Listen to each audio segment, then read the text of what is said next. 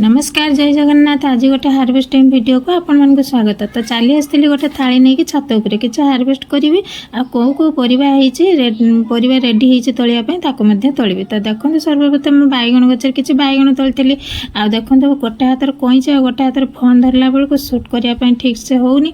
तो से आगे मु कईची परिवा गुड़िक काटी पकई रुंडे रुंडा के आणिक थाली रखी। ये देखो गोटे लंबा बैगण होता हाथ में धरिकी तोली तोली सारा पर जाइली अन्य बैगण गछ पाक देखला बेलू ए बैगण गछ गुड़िक ये बैगण गुड़िक आमर बड़ बड़ साइज हुए छोट छोट साइज हुए किसी तोली पकई एतिक सारा बैगण आज तोलिकी फेरला बेलू देखला बेलू एठी दुईटा बैगण गचरे बहुत सारा बैगण रेडी होता मोर नजर पड़ी नाला नजर पड़ा जमी कौन छाड़ी तोलिकी नहीं आसती।